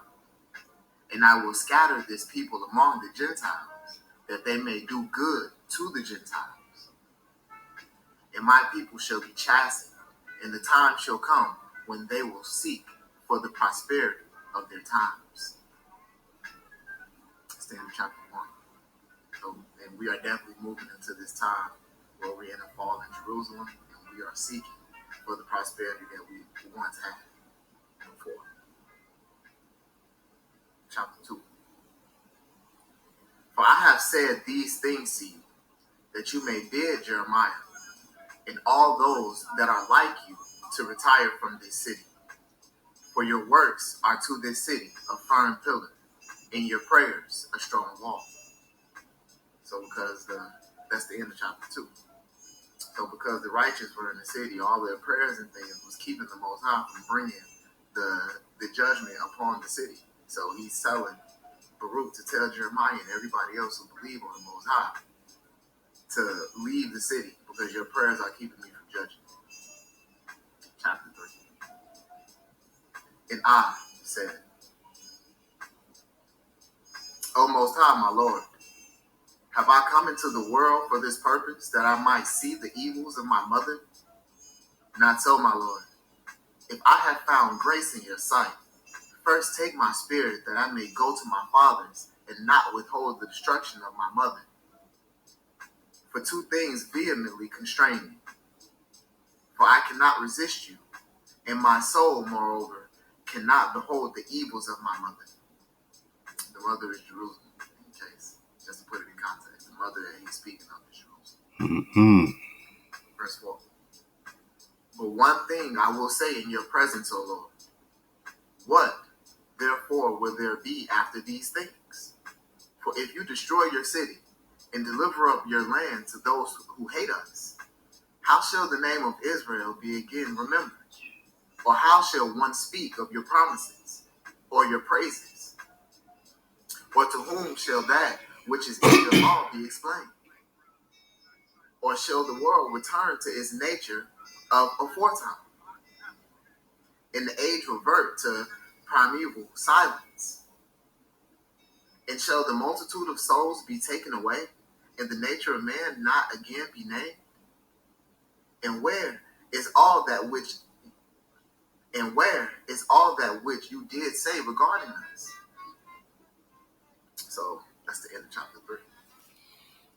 So Baruch is speaking to the Most High, just trying to wrap his head around the destruction. Like, what's going to happen if you destroy us? If you destroy the city, who you going to teach your judgments to? Who going to carry on your inheritance?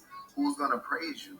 Like, who's going to cause the world, once it goes evil, to revert back to the time it is before? Who's going to be you down here? Come on. Now you see what we talking about. So the bro, his ruach is I mean, you talking about,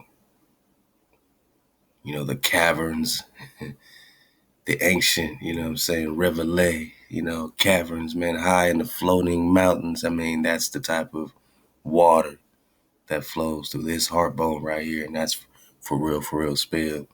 So follow his journey, man. Dig on all the great drop, man, coming from this bro, man. And this is totally Baruch. My bro, I don't know what Nick be on. Make sure you are, tuned in and clocked in right here. Subscribe to the bro, man. Hey, how was do? I mean, I said, what it do? How was do? How was do's been there from the very beginning. We've seen the bro grow. You see him go through amazing life, just so many areas that the bro had to choose up in life, from, 20, 21, 22, 23. I mean, he's literally, spread his wings, man, right before, I mean, we witnessed it in so many ways, and there's a lot that we haven't. And that's what the bro's coming in saying, look, man, here's how we're going to move forward. And it's all about embracing change, man. Let go of attachments. Can't be afraid to let go. Because then, you never know, man, with the, electromagnetic field, will bring together for you, man. So the bro's digging on a lot of great sources, and this is what he's focused on right now, is that dragonfly perspective, the change, man. The change of your own perspective. Look in his eyes, man. He's having a change of perspective. And this ain't the end of it. This is just a part of his process. And we're witnessing, You know what I'm saying? So many more parts, man. You know, I just look forward to it. So, Ahab, how was Stu? Ahab to Team Stu, to Family Stu. You know what I mean? You already know, man. Ahab, man, to, the beautiful seed, man, the beautiful seed. You know what I'm saying? From how was Stu, the princess, man. We love you, bro. You know what I'm saying? We appreciate you. Shout out Sister V. Shout out Mario. Shout out Shalise. You dig? Shout out all the real ones, man. Digging on this particular, time that means so much and meant so much, much more, what I'm saying, than anything personal the bro can do.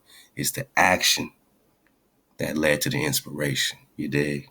So when we say it ain't about Jay Stu, it ain't about shit, we saying that the inspiration the bro brought is forever. And if you're not inspired that type of way, then what are you doing it for, man? How was Stu? Take the wheel, embracing change. Like our childhood and how our parents raised us. And I'm not gonna say we should blame our parents because they only did what they knew how to do, what their parents did to them, or what their parents taught them. You know what I'm saying? So, they did the best they could. You know what I mean? So, but once you become aware of certain things, then you have the power to change that dynamic. You know what I mean? And so, like, I feel like we get attached to people and things, but when you get attached to people and things, like you become a slave to that individual or that thing. Because if that was to be taken away from you, then you go through this suffering, like you feel this pain as if though you lost a part of yourself. You know what I'm saying? I feel like energetically you may have lost a part of yourself because you put so much of yourself into that individual or that thing. You know what I'm saying? And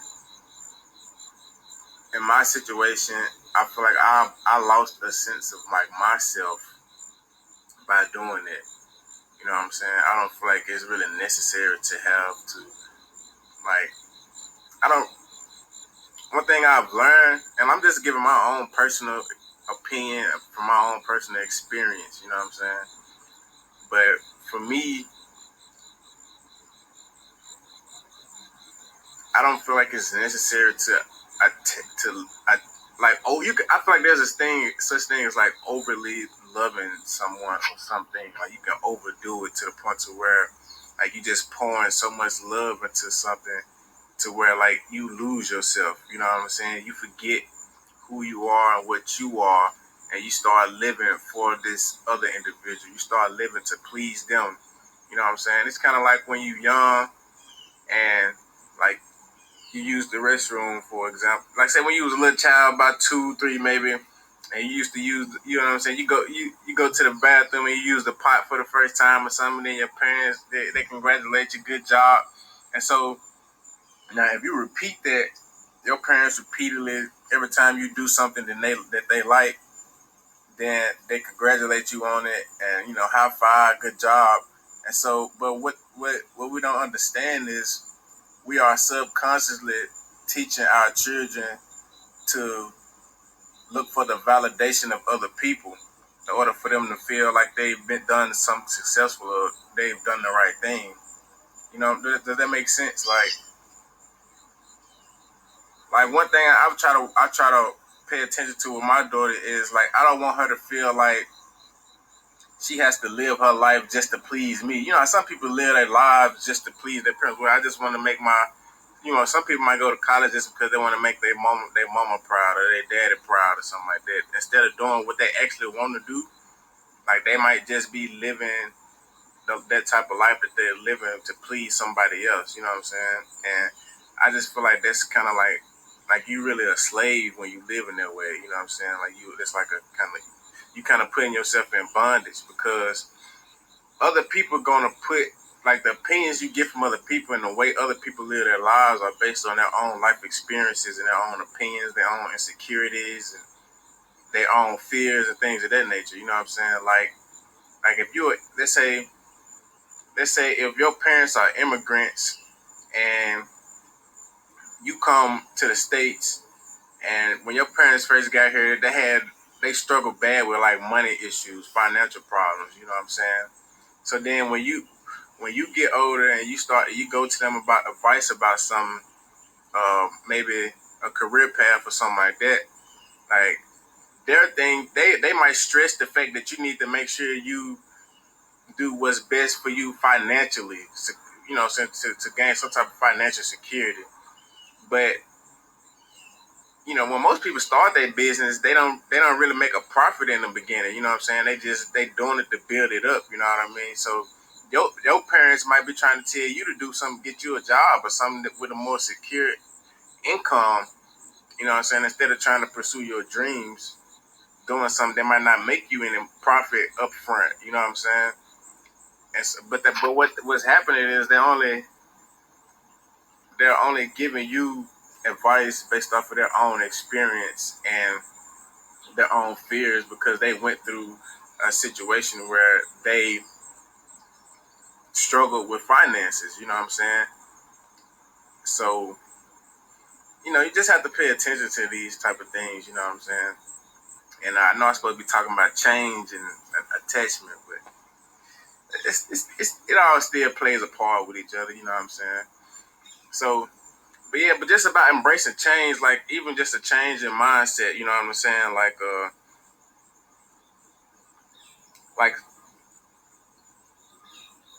I read this book that said there was a quote in this book, and the quote was, "When life takes something from you, like accept it. You know what I'm saying? Accept it for what it is, and move on from it. You know what I'm saying? Like let it go. When life takes something from you, let it go. You know what I'm saying? Don't become attached to it and be trying to, because you really can be getting in your own way by trying to prevent something that's inevitable. You know what I'm saying? Like this is going to happen, but you trying to prevent it, you getting in your own way. You know what I'm saying? And in the beginning, it may look like something negative or something bad because of what that attachment that you have to it, and you feel like you lost a part of yourself. You know what I'm saying? When really it might just be certain chemicals that are being released in your brain from you being attached to this person so much that you don't get that feeling that you used to get. Like, you know, it's an uncomfortable feeling now because it's unfamiliar now. You used to being around a certain person for for so long, and used to doing certain things with somebody, and now that has all changed, and so the world looks different to you. The world feels different to you now, and you trying to basically stop life from happening. Man, life is alive, man. Like life is always changing. Life is always evolving, and sometimes we may perceive that in a positive way or a negative way, just depending on the circumstances. You know what I'm saying?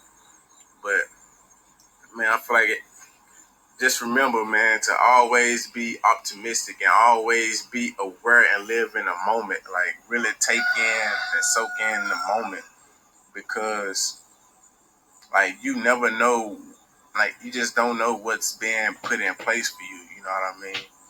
Like and a lot of things we bring upon ourselves just based off of our own thoughts. You know what I mean?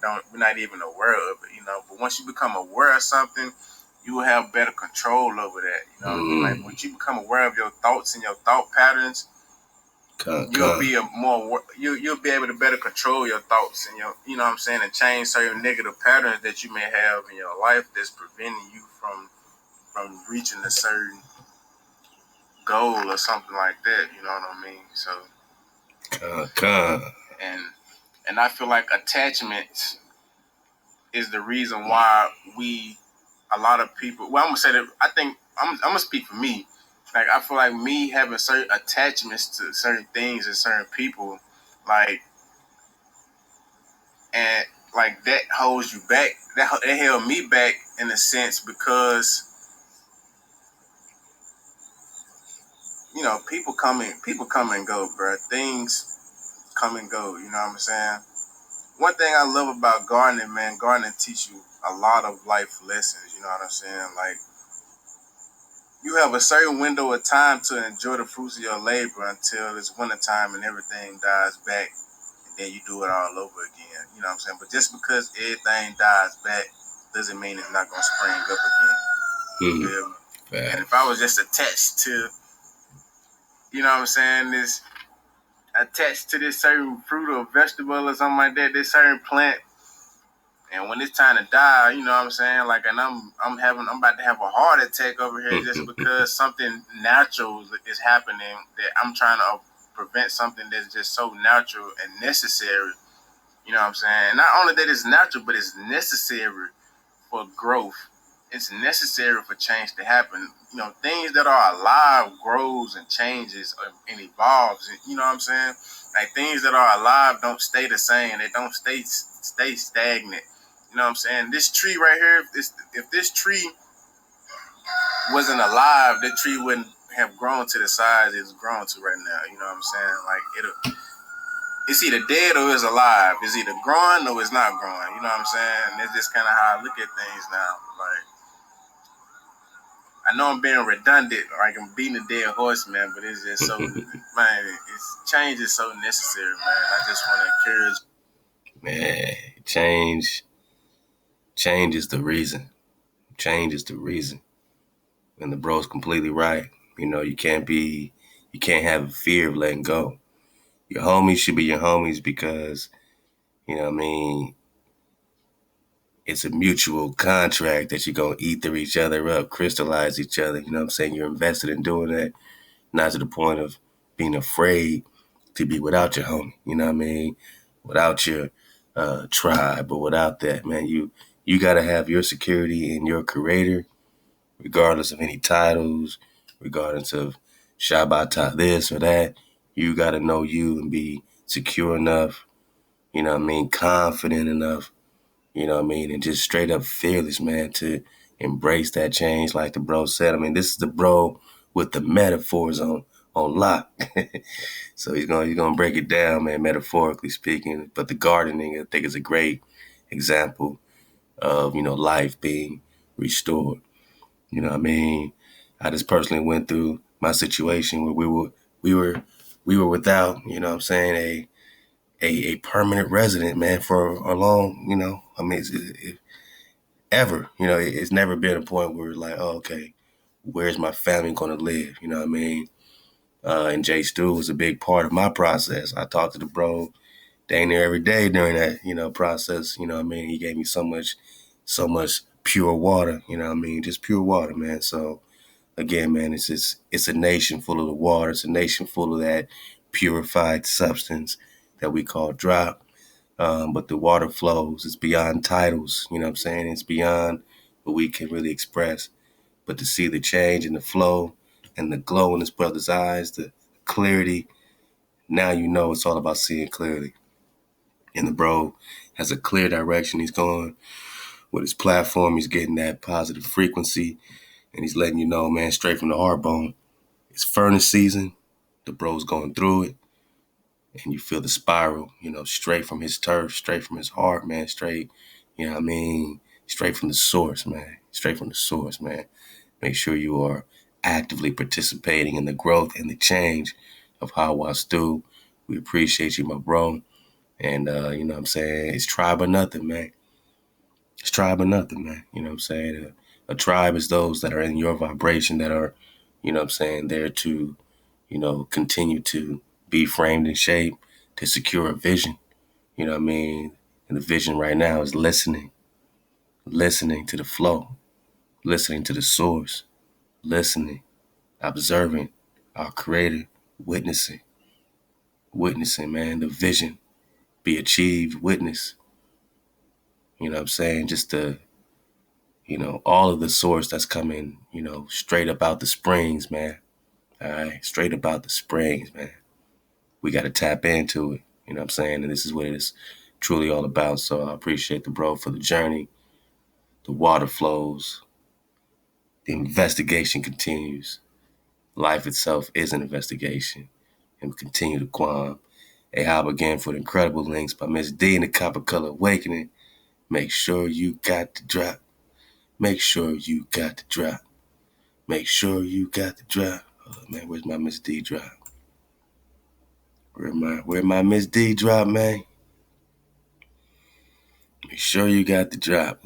My sister, your sister, Miss D, in the copper color awakening. She's been dropping for a long time. You got all the links below, man. Make sure you were in the ether, getting the drop. I mean, she's dropping a Phoenix Moon drop, man. I mean, the sister has a catalog, a straight up catalog. Oh, man. I mean, check this out, man. She got the poetry on deck. She got the Shabbat Shalom, Shabbat. I mean, it's all heart. Everything the sister is kicking. Dracon energy. This is just a beautiful flow and a beautiful channel with my Ahchwa Miss D, man. I think it's only right, man, since the sister kicked, so much pertinent drop at all time. I'm just going back in the crates. I'm going back in the crates, man. Whoa. Forgot about all this good drop, man. I'm glad we did this. Ahchwa Miss D. Hawa. I mean, hey, it's Hawa. I mean, we might as well be Hawa part 1. Y'all want to belly flop? Let's belly flop with part 2, Hawa. Let's check this out. For the disc, my Miss D in the copper color awakening. But we can't go back. I can't go back in time and change things, and I wish things was better, and make them better,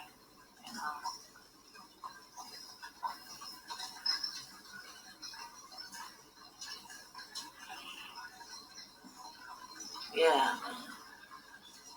Okay. So I mentioned the destroyer, I'll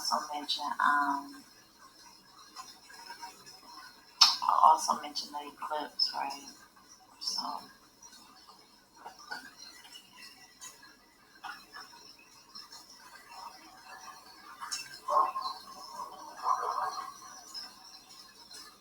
let me get it in 1 second.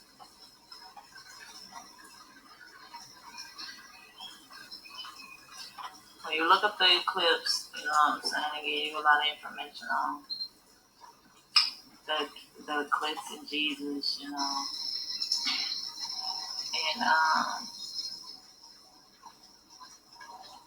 I put up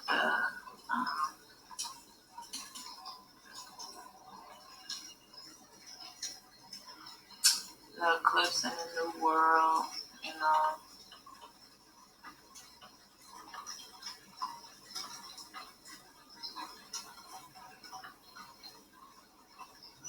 a solar eclipse occurs when the moon passes between the earth and the sun, thereby totally or partially obscuring Earth's view of the sun. Okay, so this eclipse that's passing, North America, it would be seen in like 12 or 14 states that will have totality, total darkness. And they said it's supposed to happen all within 3 minutes that the eclipse will travel, the United States, right? So where I live at in Wisconsin, I would be able to see 70% of the eclipse, when it happens. So, okay.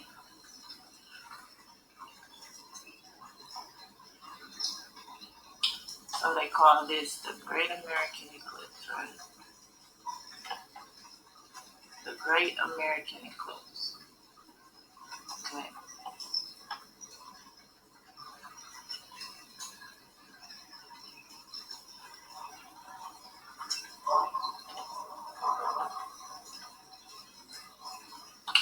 The website I'm going to, okay? So, remember I told y'all that it's going to be a crossing, right? It's going to be a crossing, right? I'm fine. Okay.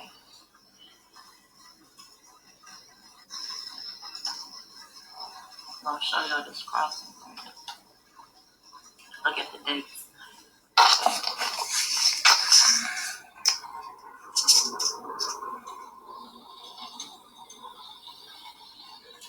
Wow, wow. August 21st one. Okay, it's gonna come in. It's gonna cross that way, right? And another one, April the 8th, 2024 is gonna come up and it's gonna go that way. A few years, y'all. X marks the spot. Bang. Crossing, right?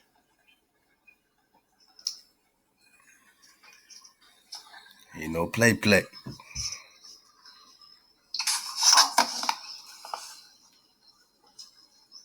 Crossroads.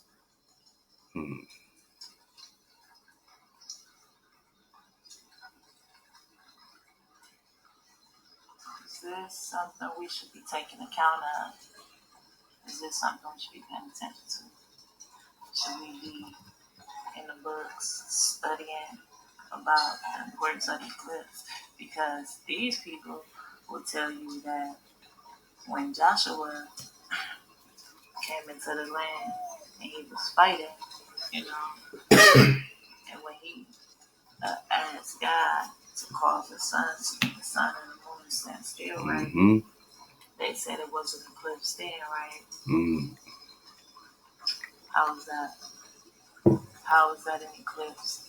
If the sun is over here and the moon is over here, and he asked the Most High to stop them in their place, so the battle can continue. It can still be sunlight.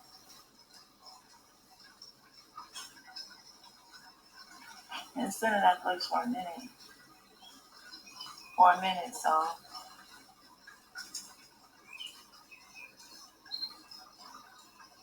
that's called the Mandarin fault line or the Marian fault line or something. They say this is the fault line that a great earthquake is going to happen, and it's going to split the United States like that. It's going to split it. So it would have like the 13 colonies, whatever, on one side,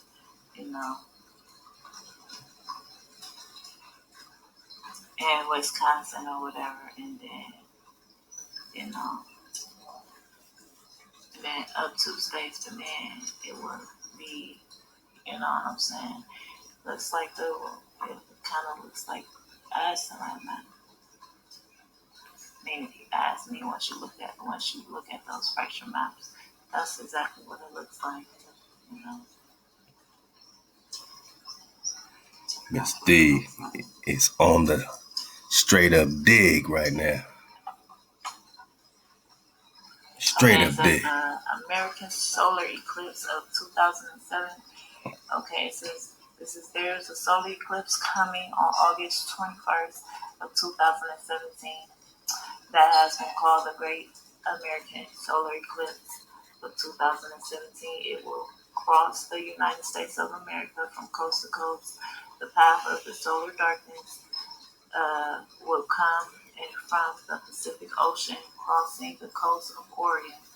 It will traverse right across the lower 48 states and exit out into the Atlantic through the South Carolina. But that is not all. America will have another solar eclipse pass across it, coming in from another direction 7 years later in 2024. Okay. These 2 eclipses possibly connected to the coming 70 weeks of Daniel in the final 7 years his age. As we have seen in the studies of the fall feast of Israel, from Tishar the first, 2017, the Feast of Trumpets. It says the Tishar the 10th, 2014, the Day of Atonement, engaging 86 moons, not 87 moons, is a lifetime of precisely is a timeline of precisely 2,550 days. This is the perfect match for the 1,260 plus 1,290 equal 2,550 days for the 70 weeks of Daniel in the final 7 years of this age. See this chart. So we are wise to keep our eyes wide open in these times, and our accounts with God very close in our hearts and our mind, and ask Him to guide us in all our resolutions and in all we do, right? So you'll see that it's transversing, right? This writer is sounding very concerned right off the bat. Everyone's trying to get the drop. You know what I mean? Everyone's trying to get the drop. But this sister right here, I'm talking about, man, Milwaukee, stand up, man. This sister right here, man, this is back in 2017. But it's pertinent because now you got 7 years later, 2024. So we right in the middle. We right in the middle of that cross, man. And what's really popping, because we know that these comets are dracons, man. Dracan Quan. What does it mean? To search. The wisdom of the future is in the past. What does it mean to search for your creator and David? To investigate, because the wisdom of the future is in the past. All praise our creator. Ahab to the real ones. Shalom to the wave surfers. Always, man, finding ways, pertinent ways, man, to stay motivated and to keep the water flowing for the whole flock. We do it for the flock because it's tribe or it's nothing at all, man. Ahchwa, the Wada, Miss D in the Copper Color Awakening for all the drop. Ahchwa, the Wada for all the drop. We appreciate all my sisters for real, and all my bros, Templar, Irvin Reed, you know what I mean? Dropping that organized, subscribe right away, man. Get the links below, natural by law, get the drop. I don't know what Nick Beyond, get the drop. You already know how I Stu. He got the glance, man. He got the glow. We talking the Dracan Quan, man. Shabbat up. Y'all keep it Zani today, man. Remember to choose your Zan. Choose it. And you gotta embrace the Zan. You gotta embrace the change. And let go.